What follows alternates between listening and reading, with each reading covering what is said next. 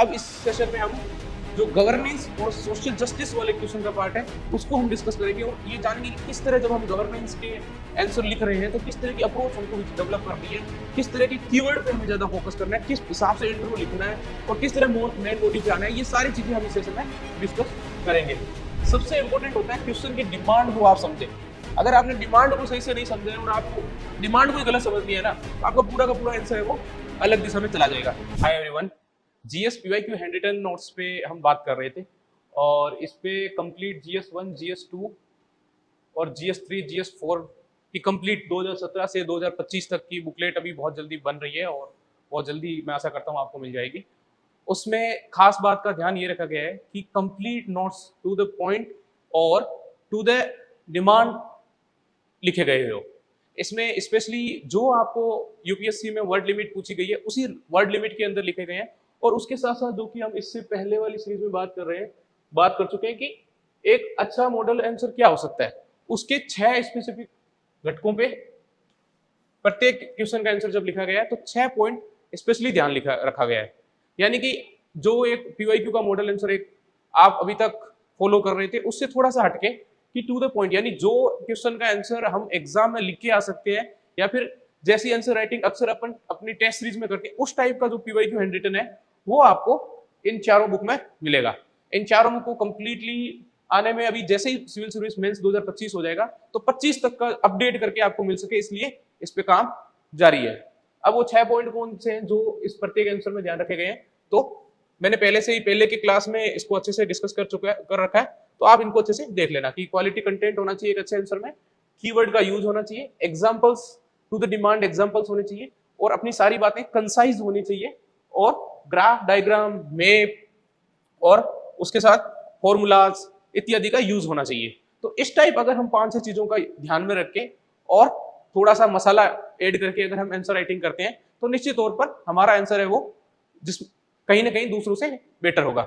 और ये इस लेक्चर की पूरी जो पीडीएफ है वो आप यहाँ पे डिस्क्रिप्शन लिंक से भी डाउनलोड कर सकते हो और उसके साथ साथ Ashok Soni IRS Telegram channel पर जाकर आप इसको इजीली डाउनलोड कर सकते हो ताकि आप खुद भी अच्छे से एनालिसिस कर सको। अब विदाउट टाइम खराब किए हम इससे पहले वाले वीडियो में हमने इंडियन सोसाइटी और IR से रिलेटेड जो क्वेश्चन है उनकी किस तरह अप्रोच होनी चाहिए, किस अप्रोच के साथ ये पीवाईक्यू लिखे गए हैं और किस तरह की अप्रोच आपको अपनानी चाहिए, इन सारी बातों पर डिस्कस किया था। अब इस सेशन में हम जो गवर्नेंस और सोशल जस्टिस वाले क्वेश्चन का पार्ट है उसको हम डिस्कस करेंगे और ये जानेंगे कि किस तरह जब हम गवर्नेंस के आंसर लिख रहे हैं तो किस तरह की अप्रोच हमको डेवलप करनी है, किस तरह के कीवर्ड पे हमें ज्यादा फोकस करना है, किस हिसाब से इंट्रो लिखना है और किस तरह मेन बॉडी पे आना है। ये सारी चीजें हम इस सेशन में डिस्कस करेंगे। तो अब मैं अगर गवर्नेंस के क्वेश्चन में जो 2024 में ही पूछा गया यानी कि जस्ट इससे पिछले मेंस में अगर एक क्वेश्चन का एग्जांपल लेके अगर बात करूं तो 2024 में क्वेश्चन पूछा गया कि प्रजातांत्रिक शासन का सिद्धांत यह अनिवार्य करता है। जैसे ही आपको लगे कि क्वेश्चन को थोड़ा बहुत अंडरलाइन करते जाना, आप रियल एग्जाम हॉल में भी अंडरलाइन कर सकते हो और उसके साथ साथ जब आप प्रैक्टिस कर रहे हो तो इस हिसाब से सबसे पहले, क्योंकि मैं बार बार इस चीज पे फोकस कर रहा हूं कि सबसे इंपॉर्टेंट होता है क्वेश्चन की डिमांड को आप समझे। अगर आपने डिमांड को सही से नहीं समझा है और आपको डिमांड को गलत समझ लिया ना तो आपका पूरा का पूरा आंसर है वो अलग दिशा में चला जाएगा। इसलिए आपका जो पहला मोटो है वो यही होना चाहिए कि आप डिमांड को अच्छे से समझो। और डिमांड को समझने का हमने एक तरीका डेवलप कर लिया है कि हम क्वेश्चन जैसे ही क्वेश्चन पूछेंगे तो उस क्वेश्चन को ढंग से तोड़ना सीख जाएंगे कि क्वेश्चन में क्या क्या पूछा गया है। जैसे ये वाला क्वेश्चन है तो वो स्टेटमेंट बेस्ड क्वेश्चन है, तो इसको हम पूरे क्वेश्चन को एक साथ पढ़ेंगे। लेकिन वहीं जब कुछ और क्वेश्चन जब आप आगे देखोगे तो कुछ बड़े बड़े क्वेश्चन पूछे जाते हैं जिनमें एक क्वेश्चन में 3-4 क्वेश्चन हिडन होते हैं, तो उनको आपको अच्छे से समझना है। तो जल्दी से शुरू करते हैं कि प्रजातांत्रिक शासन का सिद्धांत यह अनिवार्य करता है कि लोक सेवकों की सत्यनिष्ठा और प्रतिबद्धता के प्रति लोक धारणा, यहां पे आप अंडरलाइन कर लो कि लोक सेवकों की सत्यनिष्ठा और प्रतिबद्धता के प्रति लोक धारणा पूर्णतः सकारात्मक बनी रहे विवेचना कीजिए। यानी ये एक स्टेटमेंट है और इस स्टेटमेंट की हमें विवेचना करनी है। 150 शब्द, 10 मार्क्स और करीबन हमारे पास 7 मिनट हैं जिसमें हमें ये पूरा आंसर लिखना है।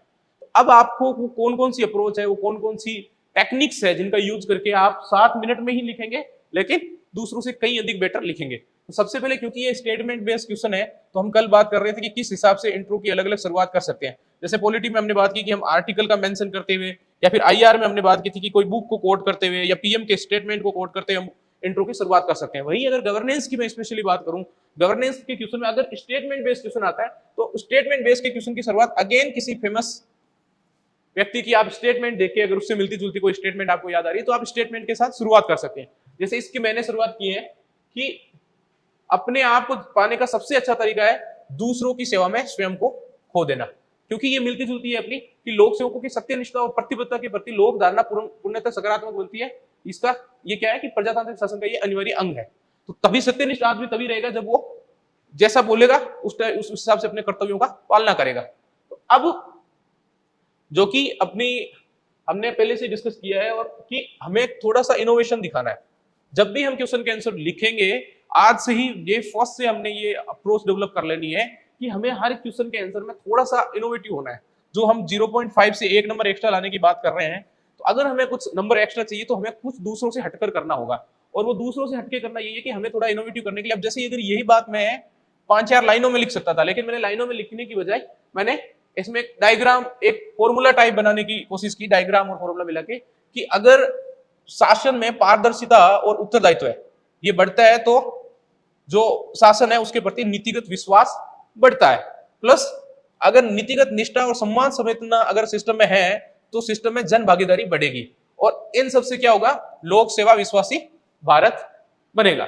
यानी आप इतनी सारी चीजें एक अच्छे डायग्राम और फॉर्मूला टाइप आप कुछ बना के आप इस प्रकार के इनोवेशन, कुल मिला के बात यह है कि आप इस टाइप के इनोवेटिव कुछ स्टेप ले सकते हो जो आपके आंसर को, एक तो आप देख रहे हो ना थोड़ा अलग भी दिखा रहा है और उसके साथ साथ थोड़ा सा ये एग्जामिनर को फील करवाएगा कहीं ना कहीं कि इस बच्चे ने जो आंसर है उसमें कुछ इनोवेटिव चीजें करने की कोशिश की है। और उसके साथ साथ ये भी दिखाते हैं, अगर हम फॉर्मूला डायग्राम ये कुछ बनाते हैं तो इससे ये भी दिखता है कि हमारी उस पर्टिकुलर टॉपिक के प्रति समझ ठीक ठाक है। अब हम आगे बढ़ते हैं। जो हमने इसके बाद मेन चीज जो हम फोकस करेंगे उसके कि प्रत्येक क्वेश्चन में हेडिंग बहुत अच्छे से बनाएंगे। जब भी आंसर लिखने बैठेंगे तो एक तो हेडिंग टू द क्वेश्चन होगी और दूसरी की हेडिंग को ठीक ठाक जगह छोड़ेंगे और उसको अच्छे से एक जगह देके और उसको ठीक ठाक अब इस हिसाब से लिखेंगे कि अच्छे से हेडिंग अलग से रिफ्लेक्ट हो। तो इसी चीज का हमें इस पर स्पेशली ध्यान रखना है। और उसके बाद में हमारा मेन फोकस ये रहेगा कि हम देखो, अब वो 2020 18-19 का समय चला गया जब हम पैराग्राफ में लिखे जा रहे थे या फिर हम एक पॉइंट को लिखने के साथ 4-5 लाइन उसमें ऐड कर दे रहे थे, यानी कि वर्ड लिमिट बहुत ज्यादा एक्स्ट्रा फिजूल खर्च कर रहे थे। अब वो टाइम नहीं है क्योंकि दूसरे बहुत बेटर तरीके से आंसर लिख रहे हैं, तो आपको भी अच्छे से आंसर लिखने की अभी से प्रैक्टिस करनी होगी। तो आपको मेन चीज का क्या ध्यान रखना है कि जब भी आप टॉपिक एक पॉइंट खोलो या पॉइंट लिखो तो उसमें आपको फालतू के एक्स्ट्रा शब्द नहीं लिखने, पॉइंट 1। और दूसरा कि आपको हर पॉइंट के साथ एग्जाम्पल अगर दिमाग में आ रहे हैं, अगर नहीं आ रहे हैं तो अभी से उसकी प्रैक्टिस करो, और अगर आ रहे हैं तो वेल एंड गुड। एग्जाम्पल आपको जरूर लिखने हैं। जब भी आप कोई टॉपिक लिख रहे हो, आप पॉइंट लिख रहे हो, तो उसके साथ कुछ अच्छे एग्जाम्पल्स लिखो। एग्जाम्पल भी ऐसा नहीं कुछ भी उठा के लिख दिया, रिलेवेंट एग्जाम्पल्स बहुत ज्यादा जरूरी है। अब जैसे मैंने ये एक टॉपिक लिखा कि सत्यनिष्ठा एवं प्रतिबद्धता के प्रति सकारात्मक लोक धारणा का पहली बात महत्व क्या है, यानी ये मैंने हेडिंग डाली। उसके बाद में कुछ सब पॉइंट्स लिखे। तो पहला महत्व क्या है कि जन संकल्प से जन सहभागिता है वो बढ़ती है, और इसका मैंने एग्जांपल दे दिया जन सुनवाई अभियान। ठीक है। उसके बाद में मैंने कहा कि जी उचित उत्तरदायित्व बढ़ता है, इससे क्या होगा, भागीदारी पूर्ण नागरिक प्रशासन। उदाहरण मैंने आरटीआई का एग्जांपल दिया। फिर मेरे पास आरटीआई के कुछ अच्छे डेटा है। अब क्योंकि हम एनरिचमेंट की बात कर रहे हैं, हम वैल्यू एडिशन की बात कर रहे हैं। अब एक तरीका ये हो सकता था कि मैं आरटीआई के डेटा यहीं पर दे दूं, हो सकता है एग्जामिनर को अच्छे से दिखे भी ना। लेकिन दूसरा एक इनोवेटिव तरीका हो सकता है कि बहुत कम जगह घेर कर मैं इसको एक पाई चार्ट से दिखा दूं कि जी सीआईसी की 2023 की रिपोर्ट है कि 90% से अधिक है वो आरटीआई के आंसर दिए गए हैं। यानी इतने से डायग्राम में मैंने इतनी डेटा के साथ साथ एक ऑफिशियल रिपोर्ट का भी मेंशन कर दिया। तो इस प्रकार की अप्रोच आपको स्पेशली गवर्नेंस के क्वेश्चन को जब आप टैकल कर रहे हो तो आपको अपनानी है। सेम ये फॉर्मेट आपको इस पूरे क्वेश्चन में ये फॉर्मेट देखने को मिलेगा कि जवाबदेहिता समर्थन, ये मैंने मेन पॉइंट लिखा, इसको मैंने थोड़ा सा एक्सप्लेन कर दिया और उसके बाद में एग्जाम्पल। ठीक, अगर हम आगे बढ़े, सेम पूरी अप्रोच आपको देखने को मिलेगी कि एक पॉइंट खोला और उसके साथ उसका एक एक्सप्लेन करते हुए उससे जुड़ा हुआ एग्जाम्पल। जैसे पारदर्शी प्राथमिकता, तो स्वामित्व योजना, ऑनलाइन समाधान निकल जाता है। फिर प्रभावी प्रतिक्रियाशीलता, एग्जाम्पल, पोषण ट्रैकर, सामुदायिक सशक्तिकरण, एग्जाम्पल। तो इस तरह आप देखोगे कि जो आप प्रीलिम्स के समय में बहुत सारी इन्फॉर्मेशन पढ़ते हो, बहुत सारा करंट अफेयर्स पढ़ते हो, तो उनका आखिर यूज कहाँ, प्रीलिम्स में तो इतना ज्यादा यूज है नहीं कि आपको सारा करंट अफेयर्स पूछे।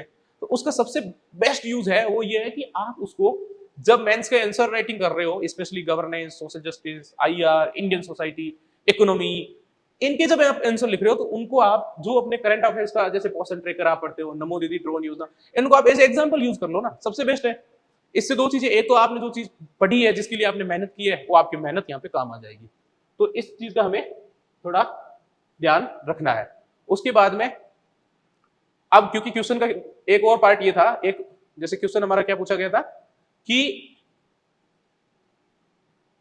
प्रजातांत्रिक शासन का सिद्धांत यह अनिवार्य करता है कि लोक सेवकों की सत्यनिष्ठा और प्रतिबद्धता के प्रति लोक धारणा पूर्णतः सकारात्मकता बनी रहे। तो अब हमने एक तो पॉजिटिव पॉइंट लिख दिया, अब दूसरा ये लिखना है कि हमें कुछ चुनौतियां भी लिखनी है कि जैसे लोक सेवा के प्रति सकारात्मक दृष्टिकोण डेवलप लोगों का हो, उसमें चुनौतियां क्या क्या है। अफकोर्स अगर कुछ ऐसी चीजें हैं जो लोगों का विश्वास कम करती है लोक सेवा के प्रति, उसको हम यहाँ पे मेंशन करेंगे। जैसे पहला पॉइंट मैंने उठाया कि दूषित कार्य संस्कृति, तो गृह मंत्रालय की रिपोर्ट के अनुसार यहाँ पे हमने एग्जाम्पल लिखा। उसके बाद में हमने हितों के टकराव की बात की और फिर हमने भाई भतीजावाद और दलगत भ्रष्टाचार, उसमें बेस्ट एग्जांपल हमने यूज कर लिया कि दिल्ली का शराब घोटाला जो भी हाल ही में चर्चा का। आप कुछ एग्जांपल ऐसे लिख सकते हो, तो आप कुछ ऐसे एग्जांपल लिख सकते हो कि जो हाल ही में थोड़े चर्चित रहे हो। अब उसके बाद में राजनीतिक हस्तक्षेप, तो इस टाइप से हम एग्जाम्पल की बात कर सकते हैं। और उसके बाद में हम वे फॉरवर्ड में जैसे कुछ क्वेश्चन जो ओपन एंडेड क्वेश्चन हमें दिए जाते हैं तो उसमें हमें वे फॉरवर्ड भी बताना है, लेकिन क्योंकि 150 वर्ड ही है हमारे पास तो हम बहुत ज्यादा शब्द नहीं लिख सकते वे फॉरवर्ड में। तो वे फॉरवर्ड लिखने का एक बेस्ट तरीका ये हो सकता है कि उसको हम बहुत ज्यादा एलोबरेटिव लिखने की बजाय उसमें हम एक फॉर्मूला का यूज कर सकते हैं।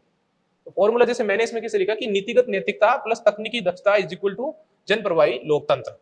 अब सबसे अंत में हम बात करेंगे कंक्लूजन की। तो कंक्लूजन में हमें स्पेशली ये ध्यान रखना है गवर्नेंस के आंसर में कि एक तो हमारा कंक्लूजन है वो बहुत ज्यादा बड़ा नहीं होना चाहिए। सो मोस्ट इस पे आप 3-4 स्टार लिख के ये बात ध्यान में रख लो कि जितनी भी कॉपियां मेरे को देखने में आई है या शुरुआत में मैंने भी फील किया कि मेरा जो कंक्लूजन है वो काफी बड़ा हो जा रहा था। इसमें आपको एक तो चैलेंज ये है कि यार एक तो आपको टाइम वेस्ट हो रहा है इसमें आपका, दूसरा कि एग्जामिनर के दृष्टिकोण से वो इतना उपयोगी नहीं है अगर आप 5-7 लाइन में कंक्लूजन नहीं लिख रहे हो। आपको कंक्लूजन शॉर्ट एंड स्वीट रखना है कि 2 से 3 लाइन में आपका कंक्लूजन खत्म हो जाए, एक ये बात। और दूसरी, कंक्लूजन में कोई नया मुद्दा नहीं उठाना है।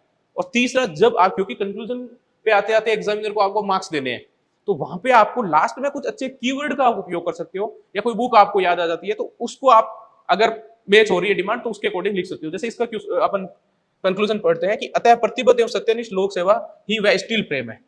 अब अगर आपने सिलेबस की अच्छे से तैयारी की है तो आपको कुछ ऐसे वर्डों से परिचित होना ही होगा, स्टील फ्रेम या फिर सर्वोदय सिद्धांत। अगर आप इस प्रकार के जैसे कीवर्ड है, जैसे कुछ स्टूडेंट ये भी पूछते हैं सर कीवर्ड का यूज कैसे करना है, तो ये आप जब कंक्लूजन लिख रहे हो तो आप इस प्रकार के कीवर्ड है वो आप यहाँ पे मेंशन कर सकते हो। उसी के साथ जैसे कि ही वह स्टील फ्रेम है जो जनशक्ति से जन स्वराज, अब इस प्रकार के कीवर्ड है वो आप कीवर्ड वाली लैंग्वेज का उपयोग कर सकते हो। इससे क्या है कि आपको लैंग्वेज नहीं बनानी पड़ रही है और बहुत ज्यादा वर्ड नहीं लिखने पड़ रहे हैं, से जोड़कर सर्वोदय सिद्धांत को मूर्त स्वरूप प्रदान किया जा सकता है। तो ये हमने इसका एक एग्जांपल, इस क्वेश्चन का एग्जांपल लेके और गवर्नेंस के क्वेश्चन की अप्रोच जानने की कोशिश की। इसी तरह हम 1-2 क्वेश्चन और लेंगे जिससे आपको क्लियर हो जाए कि जब गवर्नेंस के स्पेशली आंसर लिखे गए हैं तो किस हिसाब की अप्रोच अपनाई गई है और कैसे आपको खुद टैकल करना है जब आप खुद से आंसर राइटिंग कर रहे हो। तो अब नेक्स्ट क्वेश्चन हमारे सामने है कि अभिशासन के एक महत्वपूर्ण उपकरण के रूप में ई शासन। अब आपको जैसे ही सिलेबस का आपको कीवर्ड देखने को मिले आप उसको अंडरलाइन कर लो, यानी कि ये क्वेश्चन लगभग ई शासन के आसपास घूमना है। वैसे ही अगर आप सिलेबस देखोगे तो ई शासन सिलेबस का एक पार्ट है गवर्नेंस वाले पार्ट में, तो ई शासन पे यहाँ पे क्वेश्चन है। क्वेश्चन वाले जब हम यूपीएससी की स्ट्रेटेजी की बात कर रहे थे और कौन कौन से क्वेश्चन रिपीट हो रहे हैं वहां पर भी हमने डिस्कस किया था कि ई शासन पे यूपीएससी लगभग हर साल एक क्वेश्चन पूछती है, तो आपको पहले से ही तैयार रहना ही है कि ई शासन पे आपको किस प्रकार के क्वेश्चन पूछे जा सकते हैं। तो ई शासन ने सरोकारों में प्रभावशीलता, इस कीवर्ड को अंडरलाइन कर दो, पारदर्शिता और जवाबदेहिता का आगाज कर दिया गया है। यानी कि पहला पार्ट तो ये है कि अभिशासन के एक महत्वपूर्ण उपकरण के रूप में ई शासन, अब इसको भी आप अंडरलाइन कर लो। आप इस हिसाब से ना एक ऑपरेशन कर रहे हैं कि किस हिसाब से यूपीएससी क्वेश्चन में लैंग्वेज के साथ खेलती है और किस हिसाब से हम उलझ जाते हैं और जो मेन डिमांड पूछी गई है उससे बटाकर कुछ और लिख लेते हैं। यहाँ पे अगर मैं देखूं तो यहाँ पे ई शासन के महत्व की बात हो रही है। अब बेस्ट शुरुआत क्या हो सकती है? शुरुआत ये हो सकती है कि क्योंकि यूपीएससी ने ई शासन का महत्व पूछा है तो यहाँ पे मैं ई शासन को डिस्क्राइब करने नहीं जाऊंगा। ऑलरेडी उसको पता है कि आपको मालूम है कि ई शासन क्या है, लेकिन आपको यहाँ पे बात करनी है ई शासन के महत्व की। तो अगर हम शुरुआत करें, अगर मैंने इस लाइन को पकड़ लिया तो मैं जाहिर सी बात है कि शुरुआत सीधा ही, क्योंकि इंट्रो बहुत बड़ा चैलेंजिंग पार्ट होता है किसी भी आंसर को जब हम लिखने जा रहे होते हैं। अगर एक बार शुरुआत हो जाती है तो उस आंसर को हम ठीक ठाक तरीके से लिख लेते हैं। तो अब इसमें हम सीधी बात कर सकते हैं कि ई शासन के महत्व से हम स्टार्ट कर सकते हैं। जैसे इसको इंट्रो क्या लिखा गया कि ई शासन ने, ये महत्व की यहाँ पे बात हो रही है, डिजिटल प्रौद्योगिकी को प्रयोग करके प्रक्रियाओं को सुगम तथा जनता के प्रति अधिक संवेदनशील बना दिया है तथा जन भागीदारी को बढ़ावा दिया है। अगेन मैं ये कहना चाहूंगा कि अगर आप इस इंट्रो को भी देखोगे तो मुश्किल से 20 वर्ड यहाँ पे लिखे गए हैं, यानी कि जो अभी तक हम चलते आ रहे थे कि 50 से 60 वर्ड में हम भूमिका ही बना रहे हैं, उस पर हमें नहीं जाना है, ये तो हटा ही देना है। जो हम बार बार सेशन ले रहे हैं तो उसका मेन मोटो यही है कि हमें हमारे क्वेश्चन की अप्रोच कैसे रखनी है, उसको स्ट्रक्चरिंग कैसे करनी है, उसका इंट्रो कैसा होना चाहिए, मेन बॉडी कैसी होनी चाहिए, उसका कंक्लूजन कैसा होना चाहिए। अगर एक बार आप ये सीख गए ना, फिर ये आपके लिए इजी है। आंसर राइटिंग कोई बहुत बड़ी रॉकेट साइंस नहीं है, आप इजीली कर सकते हो। जनरली मैं देखता हूं कि क्या होता है कि आते ही शुरुआत में हम आंसर राइटिंग के पीछे पड़ जाते हैं और आंसर राइटिंग करनी है, आंसर राइटिंग करनी है, लेकिन कैसे करनी है ये कोई नहीं बताता। अब आंसर राइटिंग कैसे करनी है वो आपको जानना है इस सेशन के माध्यम से, और स्पेशली जो ये पीवाईक्यू की बुक सीरीज है, जो बुक्स आपको अवेलेबल होने वाली उन बुक के माध्यम से। ठीक है, आगे बढ़ने से पहले एक बार क्वेश्चन को और अच्छे से देख लेते हैं कि प्रभावशीलता, पारदर्शिता और जवाबदेहिता का आगाज कर दिया गया है। यानी अगर इस क्वेश्चन को मैं तोड़ूं तो इस क्वेश्चन का पहला पार्ट तो यही है। सेकंड पार्ट क्या है कि कौन कौन सी अपर्याप्तताएं हैं इन विशेषताओं की अभिवृद्धि को बढ़ावा देती हैं। जो यहाँ पे एक वर्ड आएगा जो, वे कौन सी अपर्याप्तताएं हैं जो इन विशेषताओं की अभिवृद्धि में बाधा बनती है। तो ये इस क्वेश्चन का दूसरा पार्ट है। यानी कि इस क्वेश्चन में आपको दो पार्ट पे मेन फोकस करना है। पहले आप इंट्रो लिख सकते हो ई शासन के महत्व से, उसके बाद में प्रभावशीलता, पारदर्शिता और जवाबदेहिता, इनका एक एक पॉइंट आपको लिख देना है विद एग्जांपल। और उसके बाद में मेन जो डिमांड है उसमें आना है कि हमें उन अपर्याप्तताओं को डिस्कस करना है जो इनकी अभिवृद्धि में बाधा बनती है। ठीक है, तो अब आपको जो मेन चीज पूछी गई है, आपको सबसे पहले उसमें अच्छे से बढ़िया से गैप छोड़ के, जगह छोड़ के हेडिंग दे देनी है। और हेडिंग में जो जो चीजें पूछी गई है उसको ऑर्डर वाइज हेडिंग देनी है। जो क्वेश्चन में हमें पूछा गया है उसको ऑर्डर वाइज हेडिंग देनी है। जैसे सबसे पहले इसमें पूछा गया ई शासन अभिशासन के एक महत्वपूर्ण उपकरण के रूप में, तो जो हमें तीन, क्योंकि अब हमें यूपीएससी ने खुद ही पॉइंट दे दिए, 3 पॉइंट दे दिए, उन्हीं 3 पॉइंट पे हमें बात करनी है कि कैसे ई शासन से प्रभावशीलता, पारदर्शिता और जवाबदेही की वृद्धि होती है। यानी क्वेश्चन की डिमांड को अगर आप समझ गए ना तो आप कैसे भी उसके साथ खेल सकते हो, यही मेन चीज है। तो सबसे पहले प्रभावशीलता, उसका हमने हल्का सा एक्सप्लेन किया और उसके बाद में एग्जाम्पल दे दिया, और उसी के साथ हमने पारदर्शिता लिखा और उसके बाद में उसको बहुत ज्यादा एक्सप्लेन करने की बजाय हमने उस पे कीवर्ड के साथ लिखने की कोशिश की, और इसी तरह जवाबदेही लिखा और एग्जाम्पल दे दिया। इसी तरह की स्ट्रेटेजी आपको अपनानी है और आपको क्वेश्चन में आंसर राइटिंग का ध्यान रखना है। और उसी के साथ अब अगली जो हेडिंग पूछी गई है उसी हेडिंग में आपको, उसी के अकॉर्डिंग आपको हेडिंग देनी है कि ई शासन के मार्ग में बाधा डालने वाली अपर्याप्तताएं, क्योंकि इस हेडिंग को अलग से यूपीएससी ने क्वेश्चन में अलग से पूछा है। तो अब इसमें आपको ऐसा नहीं कि 1-2 पॉइंट लिख लो, इसमें आपको 5, 7, 8 पॉइंट एक साथ लिखने हैं। तो यहाँ पे हमें बहुत ज्यादा पॉइंट को एक्सप्लेन करने की बजाय कोशिश करनी है कि डायमेंशन ज्यादा से ज्यादा खोल पाए। इसलिए इस क्वेश्चन में जैसे 10 डायमेंशन अलग अलग 10 पॉइंट पे बात की है, इस तरह आपको ये कोशिश, ये आपको एक प्रकार की ये आर्ट है जो आपको विकसित करनी है कि कम शब्दों में आप बहुत ज्यादा बात कह पाओ। और इसके लिए जरूरी है कि आप कीवर्ड का यूज करो। जैसे डेटा का डिजिटल विभाजन, यहाँ पे डेटा लिख दिया हमने, डेटा सुरक्षा, आधार का एग्जांपल दे दिया, किसी साइबर सुरक्षा एक थ्रेट है, भाषाई अवरोध एक प्रॉब्लम है, आईसीटी जो अवसंरचना है वो भी एक। तो इस तरह हमें इस पे फोकस करना है। सेम वही इंट्रो, अगर हम जब कंक्लूजन लिख रहे हैं, कंक्लूजन शॉर्ट होना चाहिए और उसमें हमें कुछ कीवर्ड का यूज करना है। और इसी तरह अगला क्वेश्चन जो कि हम बात कर रहे थे कि कई बार यूपीएससी जब क्वेश्चन पूछ रही हो तो वो बहुत बड़ा क्वेश्चन पूछती है। अब इस क्वेश्चन को हम तोड़ें तो स्थानीय स्तर पर सुशासन प्रदान करने में स्थानीय निकायों की भूमिका का विश्लेषण कीजिए। यानी कि इस क्वेश्चन का पहला पार्ट तो यह है कि स्थानीय स्तर पर सुशासन प्रदान करने में स्थानीय निकायों की क्या भूमिका है, पार्ट 1। ठीक है, और सेकंड पार्ट है कि और ग्रामीण स्थानीय निकायों को शहरी स्थानीय निकायों में विलय करने के फायदे और नुकसान को स्पष्ट कीजिए। यानी कि दूसरा पार्ट की फायदे बताने, नुकसान भी बताने और भूमिका का विश्लेषण करना है। यानी कि इस क्वेश्चन को हमें कोई एक पार्ट पे, ऐसा नहीं कि एक पार्ट को हमने बहुत ज्यादा लिख दिया और दूसरे पार्ट को टच ही नहीं किया। अगर हम दूसरे पार्ट को टच नहीं करेंगे हमें मार्क्स भी एक पार्ट से ही आएंगे। तो इसमें जैसे स्थानीय स्तर पर सुशासन प्रदान करने में स्थानीय निकायों की भूमिका का हमें विश्लेषण करना है, और दूसरा हमें ग्रामीण स्थानीय निकायों को शहरी स्थानीय निकायों में विलय करने के फायदे और नुकसान की हमें बात करनी है। अब अगर मैं स्थानीय निकायों की बात करता हूं तो मेरे पास सबसे जो रिलेवेंट फैक्ट है कि मैं उसमें 73वें और 74वें संवैधानिक संशोधन की हम बात से शुरुआत करें, सबसे बेस्ट हो सकती है। जैसे पॉलिटी वाले में भी हमने बात की थी कि पॉलिटी का जब हम आंसर लिख रहे हैं तो सबसे पहले हमें ध्यान रखना है कि अगर हमें कोई रिलेवेंट आर्टिकल जो उसी पार्ट, जैसे फॉर एग्जांपल आर्टिकल 21 से आपको कुछ पूछा है, आप सीधा आर्टिकल 21 भाग 3 संविधान की अगर शुरुआत करोगे तो एक बेस्ट शुरुआत है। इसी तरह अगर हम स्थानीय स्तर की बात कर रहे हैं तो 73 और 74 जो कॉन्स्टिट्यूशन अमेंडमेंट है उसकी हम बात करते हुए एक अच्छी शुरुआत कर सकते हैं, जो कि इस क्वेश्चन में की है। तो इसी तरह उसके बाद में हम इसकी एक ढंग से हेडिंग दे देंगे और एक इसमें ठीक ठाक स्पेस छोड़ देंगे ताकि एग्जामिनर को दिक्कत ना हो, हेडिंग वो ढंग से पढ़ ले। और हेडिंग के अकॉर्डिंग फिर सेम चीज है कि हमें पॉइंट उसी के अकॉर्डिंग पॉइंट जनरेट करने हैं। सर्वसम्मति उन्मुख होना चाहिए, उत्तरदायित्व है, उसके बाद में इजी है।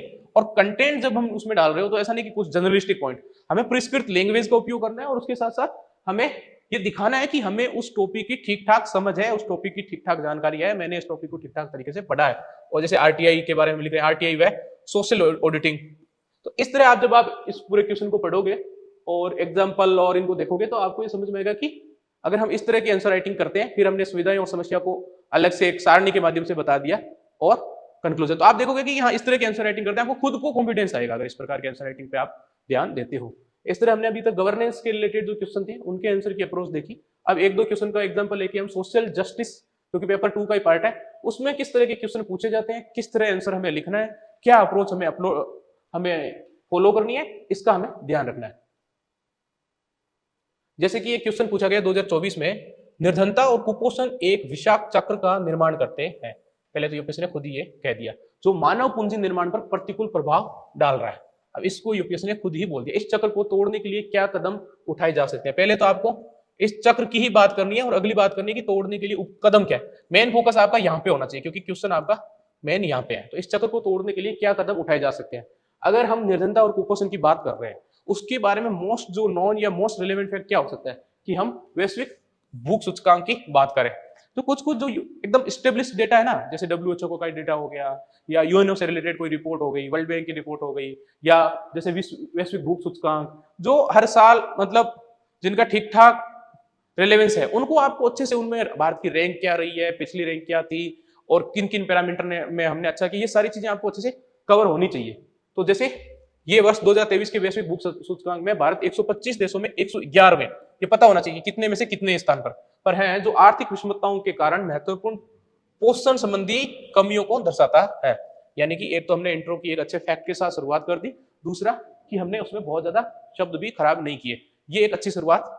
एक और तरीके की अच्छी शुरुआत हो सकती है कि जब हम सोशल जस्टिस वाले क्वेश्चन का हम अप्रोच कर रहे हैं तो जो उस पार्ट, क्योंकि सोशल जस्टिस कंप्लीटली है कि वंचित वर्गों के बारे में, गरीबी, कुपोषण या इत्यादि के बारे में, जो जिनमें कुछ ऐसे वर्ल्ड लेवल के सूचकांक है, रिपोर्ट है, वो आप अच्छे से याद कर लो। और जब वो अगर आपको याद है तो उसी से आप शुरुआत भी कर सकते हो। ठीक, जो मेन बात कर रहे हैं कि हेडिंग को ठीक ठाक तरीके से ध्यान में देना है जब लिख रहे हो। तो पहला पार्ट भी क्या है कि हमें निर्धनता और कुपोषण एक विषाक्त चक्र का निर्माण करते हैं। तो मैंने हेडिंग क्या दी कि गरीबी, कुपोषण, दुष्चक्र, मानव पूंजी निर्माण में बाधा। यानी कि इस पूरे पार्ट की हमने एक हेडिंग बना ली और उसके बाद में सेम अप्रोच हमने फॉलो की कि हम पॉइंट्स थोड़े ज्यादा लिखेंगे लेकिन उसको बहुत ज्यादा एक्सप्लेन करने नहीं जाएंगे। यानी कि 10 वर्ड के अंदर अंदर उस पॉइंट को हम लिख देंगे और उसके बाद में जब हम कोई फैक्ट की बात करेंगे तो जो यूनिवर्सल जो वैश्विक स्तर पर जो संगठन प्रचलित है, जैसे फाओ हो गया, या फिर इससे पहले हमने भुखमरी सूचकांक की बात की, या फिर आगे कभी हम यूएनडीपी की बात करेंगे, इस टाइप के जो वैश्विक सूचकांक है उनके आधार बनाते हुए अपनी बात लिखेंगे, जैसे पोषण विषमता, विकासात्मक अवरोध। तो इस तरह हर एक क्वेश्चन में इस अप्रोच को फॉलो किया गया है इस बुक में। और उसके बाद में सेम जैसे इससे पहले भी बात की कि अगर हम कुछ डेटा लिखेंगे तो उसको नॉर्मली लाइन में लिखने की बजाय उसको वेन डायग्राम, पाई चार्ट इत्यादि के माध्यम से दिखाएंगे ताकि वो अलग से रिफ्लेक्ट हो। और उसके बाद में क्योंकि यूपीएससी ने क्लियरली पूछा कि चक्र को तोड़ने में कदम क्या क्या उठाने, तो आप सीधा ही उसी की हेडिंग बना लो, ज्यादा बढ़क नहीं लेनी। क्वेश्चन को अगर आपने ढंग से तोड़ लिया, समझ लिया है, तो फिर आप हेडिंग को अच्छे से समझ जाओगे। अच्छा, सोशल जस्टिस वाले पार्ट में और गवर्नेंस वाले पार्ट में एक दो चीज आपको अच्छी ध्यान रखनी है कि जैसे ही आप क्वेश्चन लिख रहे हो ना, तो पर्टिकुलर टॉपिक से रिलेटेड आपको कुछ एक दो मॉडल अच्छे पता होना चाहिए जो नेशनल लेवल पे प्रचलित हो या इंटरनेशनल लेवल पे प्रचलित हो। जैसे अगर मैं सामाजिक सशक्तिकरण की इसमें एक पॉइंट की बात की तो केरल का कुदुमश्री मॉडल है। लगभग आपने जो भी तैयारी कर रहे हो 2 साल से, तो आपने अच्छे से पढ़ा होगा कि केरल का कुदुमश्री मॉडल हो गया या मेघालय का सोशल ऑडिटिंग मॉडल हो गया, ये काफी प्रचलित है। यानी अगर आप इवन कुछ पर्टिकुलर, अगर आपने मेरे 1 पेज नोट्स भी देखे तो उसमें भी मैंने ये किया कि जैसे ही मैं कोई टॉपिक लिख रहा हूँ तो जो प्रचलित मॉडल है जैसे एसएसजी से रिलेटेड जो प्रचलित मॉडल है कि केरल का कुदुम श्री मॉडल है, गुजरात में सेवा नाम का संगठन प्रचलित है, उसी तरह आप महाराष्ट्र में देखोगे तो माविम नाम का। तो इस तरह की जो जो मॉडल जिन्होंने अच्छा काम किया है उनको आप अच्छे से काम कर लो, उसको अच्छे से याद कर लो और उसको आपको आंसर में यूज भी करना है। 3-4 बार आप खुद से याद रख के यूज करोगे तो फिर आपके वो प्रैक्टिस का पार्ट बन जाएगा। फिर आप उस टॉपिक से रिलेटेड जो भी आंसर लिखोगे तो उसमें आप इस तरह की इनोवेटिव चीजें यूज कर पाओगे। और स्पेशली जब आप सोशल जस्टिस वाले पार्ट का आंसर दे रहे हो तब तो आपको इस टाइप के मॉडल यूज करने ही है। और इस बाद में एक चीज जो हम अप्रोच अपना रहे थे कि यार कई बार जब हमारे पास क्या है कि जगह और शब्द दोनों की हमारे पास काफी कमी होती है, उस समय अगर हमें और ज्यादा डायमेंशन खोलने हैं तो ऐसे में हमारे लिए एक वरदान साबित होता है फॉर्मूला का उपयोग। जैसे अगर मैं लिखता तो मैं यहाँ 4 ही पॉइंट के बाद मैं लिख नहीं पा रहा था, आगे उसके बाद में मेरे पास ना जगह है ना टाइम है, तो हमने एक फॉर्मूला बना दिया, इसमें हमने 3-4 चीजें लिख दी एक साथ कि सही भोजन मिलेगा प्लस बेहतर जीवन शैली होगी तो स्वस्थ प्लस समृद्ध राष्ट्र बनेगा।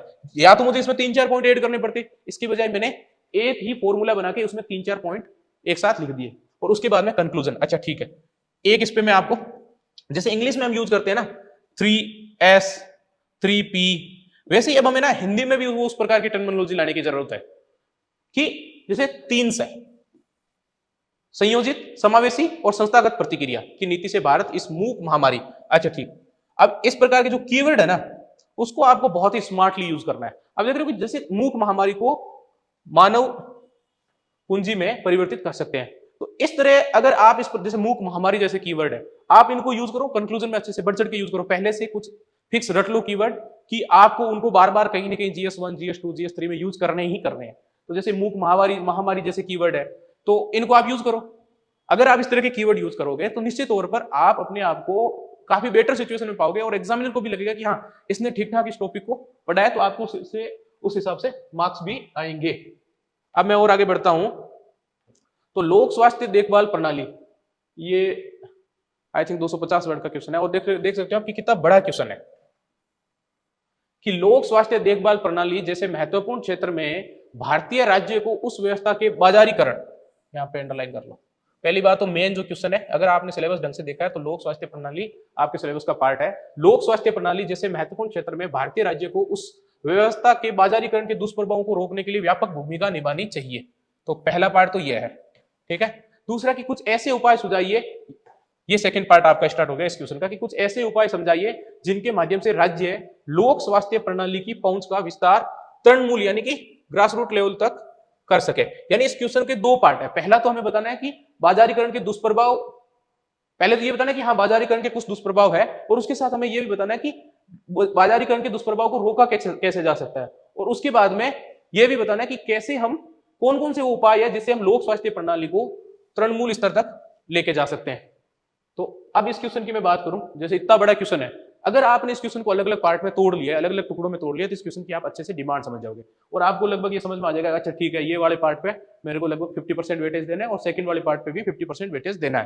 तो अब आपको इसी से रिलेटेड इसको बेस्ट टच करता हुआ एक इंट्रो लिखना है। जैसे इस इंट्रो में आर्टिकल 47 को मेंशन करते हुए आर्टिकल जैसे राज्य का कर्तव्य है कि वे नागरिकों के जीवन स्तर और पोषण को बेहतर बनाए, लेकिन स्वास्थ्य सेवा प्रणाली के व्यापारीकरण ने इसे व्यवसायीकरण और लाभ निरपेक्ष मॉडल से दूर कर दिया है। यानी आर्टिकल 47 जैसे पॉलिटी के क्वेश्चन में भी हमने बात की कि अगर कुछ रिलेवेंट आर्टिकल है उसको अगर हम कोट करते हुए अगर आंसर की शुरुआत करते हैं तो एक बेस्ट शुरुआत है। ठीक वैसे इसमें भी हम यूज कर सकते हैं अगर रिलेवेंट होना चाहिए। मेन चीज ये ध्यान रखनी है कि कुछ भी बीरबल की खिचड़ी नहीं पकानी है आपको, अगर मोस्ट रिलेवेंट है उस टॉपिक से मिलता जुलता है तो आप उसको कोट कर सकते हो। और उसके बाद में सेम आपको हेडिंग में ठीक ठाक गैप छोड़ देना है, ठीक ठाक उसको हेडिंग को अगर एक बॉक्स के अंदर अगर आप बंद करके लिखोगे तो ये थोड़ा अच्छा दिखेगा और ठीक ठाक तरीके से एग्जामिनर को भी समझने में ज्यादा दिक्कत होगी नहीं। और उसके बाद में सेम वही अप्रोच आपको अपनानी है कि अलग अलग पॉइंट्स लिखते हुए आपको उसमें बहुत ज्यादा वर्ड नहीं खर्च करने, जबकि पॉइंट्स ज्यादा लिखने और उसके साथ कीवर्ड का उपयोग बहुत ज्यादा। जैसे अगर इस क्वेश्चन की भी मैं बात करूं तो जो कुछ प्रचलित कीवर्ड है, जैसे हाँ आउट ऑफ पॉकेट एक्सपेंडिचर की हम बात करते हैं, यानी कि आउट ऑफ पॉकेट खर्च है वो इंडिया में बहुत ज्यादा है जबकि विकसित देशों में कम है जब हम हेल्थ की बात कर रहे हैं। अब मैंने यहाँ पे ये डेटा लिखने की लिखा तो इसको हम वही जो उससे पहले वाले क्वेश्चन में हमने इस अप्रोच को जाना था कि हम उसको लाइन में न लिखी, उसको एक पाई चार्ट या वेन डायग्राम बता दिया। तो इसमें ये बताया कि भारत में जो आउट ऑफ पॉकेट एक्सपेंडिचर खर्च है वो 50 से 55% है, जबकि विकसित देशों में ये मात्र 10 से 15% है। यानी अगर हमारा out of pocket expenditure health और इन पे ज्यादा होगा तो इसका मतलब हमारे पास दूसरे जो डेवलपमेंटल वर्क है या फिर हमारा जो लाइफ को अच्छी बनाने के जो दूसरे काम है उस पर हम ज्यादा खर्च नहीं कर पाएंगे। और अगर हमारे पास खर्च करने के लिए पैसे नहीं है तो हमारी इकोनॉमी भी उस हिसाब से रन नहीं करेगी।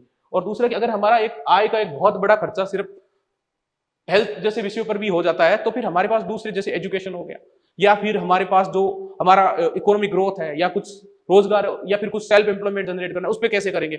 इसलिए सबसे बड़ा चैलेंज हमारे पास जो एज ए विकासशील देश के रूप में यही है कि हम हेल्थ के मामले में आउट ऑफ पॉकेट एक्सपेंडिचर है उसको कम करें। और इसी के लिए जो अगर आप आगे देखोगे इस क्वेश्चन के पार्ट में कि आयुष्मान भारत योजना लेके आए, क्यों लेके आए कि एक ना निश्चित बीमा मिल जाए जिससे लोगों को स्पेशली जो मार्जिनल सेक्शन है जो गरीब तबका है उसको अपनी आय का कम हिस्सा खर्च करना पड़े स्वास्थ्य सेक्टर में, ताकि वो अपनी आय का जो बचा हुआ हिस्सा है वो दूसरे क्षेत्र में कर सके जिससे वो आगे बढ़ पाए। इसीलिए अगर हम इसी प्रकार अगर आगे इस क्वेश्चन को देखें, आप ये पीडीएफ में टेलीग्राम चैनल और डिस्क्रिप्शन दोनों जगह डलवा दूंगा तो आप इसको ढंग से पढ़ के और अच्छे से एनालिसिस कर सकते हो कि किस हिसाब से क्वेश्चन लिखने की एक मोटा मोटी अप्रोच का हमने यहाँ पे जिक्र किया इस सेशन में। लेकिन अगर आप इसको खुद बेहतर ढंग से पढ़ोगे तो ये आप खुद जान पाओगे कि इस प्रकार के जो आंसर लिखे गए हैं वो कहीं ना कहीं ट्रेडिशनल मेथड से थोड़ी अलग है। वो अलग ही आपको जो हम 450 तक स्कोर की बात कर रहे हैं कि 400 से 450 स्कोर हिंदी मीडियम में इजीली लाया जा सकता है, तो आप देखोगे कि ये क्वेश्चन के आंसर उस अप्रोच में बिल्कुल फिट बैठते हैं। अगर आप सोच रहे हो कि 400 प्लस जाना है तो थोड़ी मेहनत भी करनी पड़ेगी और इसी मेहनत के रूप में आप इस क्वेश्चन के आंसर देख सकते हो। और उसके बाद में सेम स्वास्थ्य सेवा प्रणाली के व्यापारीकरण को नियंत्रित करने में राज्य की भूमिका क्या है, तो हम पॉइंट्स लिखेंगे और एग्जाम्पल जो हमारी मेन की थी में एग्जाम्पल जैसे आयुष्मान भारत योजना हो गई, एग्जाम्पल औषधि मूल्य नियंत्रण आदेश हो गया, एग्जाम्पल स्वास्थ्य पर जीडीपी का जो खर्च अनुपात है वो 2% करना, और उसके बाद में कुछ जो डेटा फैक्ट है उसको हम अलग से उसको पाई चार्ट वेन डायग्राम में बताएंगे। और एग्जाम्पल आप देख सकते हो कि हर क्वेश्चन में हर पॉइंट के साथ एग्जाम्पल लिखे गए हैं और उसके साथ साथ इस तरह के फॉर्मूला। आप एक बार इस क्वेश्चन को ढंग से खुद से भी पढ़ लेना।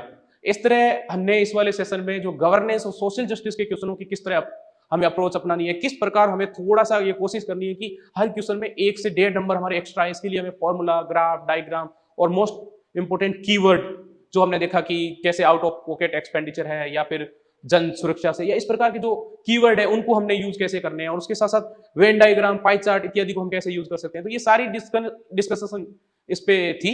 और आगे आने वाले सेशन में हम फिर GS3 और GS4 की भी बात करेंगे और ये जानेंगे कैसे GS3 से रिलेटेड जो क्वेश्चन है उनकी कैसे हम एक थोड़ी अलग अप्रोच रखनी है। मैं समझता हूं कि प्रत्येक यूपीएससी का GS1, 2, 3, 4 और उसके भी सब पार्ट, हर पार्ट में हालांकि हमें एक मिक्स मिली जुली अप्रोच रखनी है, लेकिन हर पार्ट एक डिमांड करता है कि उसकी एक अलग अप्रोच हो। जैसे अगर आप इकोनॉमी के क्वेश्चन लिखते हो तो उसकी एक डिमांड है कि आप उसमें डेटा फैक्ट का यूज करो। आप पॉलिटिकल लिख रहे हो तो उसमें डिमांड है कि आपको उसमें सुप्रीम कोर्ट के जजमेंट को कोट करना है, उसमें आपको आर्टिकल का कोट करना है। ठीक वैसे अगर आप हिस्ट्री के, आर्ट एंड कल्चर के क्वेश्चन के आंसर लिख रहे हो तो आपको उसमें ये ध्यान रखना है कि उसमें आपको अच्छे डायग्राम बनाने हैं, आपको अच्छे उसमें अगर जैसे मंदिर या स्तूप का अगर आपको क्वेश्चन आ जाए तो उसमें आपको ठीक ठाक रेखा चित्र आना चाहिए। उसमें आपको कुछ जैसे अगर आप जैसे इस प्रकार के क्वेश्चन जैसे अगर आप लिख रहे हो तो आपको पता होना चाहिए कि हर एक पेपर की अपनी एक अलग अच्छी डिमांड है और उस डिमांड को आपको फुलफिल करना है। और वही चीज हम यहाँ पर डिस्कशन कर रहे हैं कि क्या क्या डिमांड है और कैसे हम डिमांड को समझ सकते हैं, उसी पे हमारी पूरी बातचीत है। इस सेशन में यहीं तक है। आगे आने वाले सेशन में हम GS3 से रिलेटेड बात करेंगे। तब तक के लिए थैंक यू सो मच।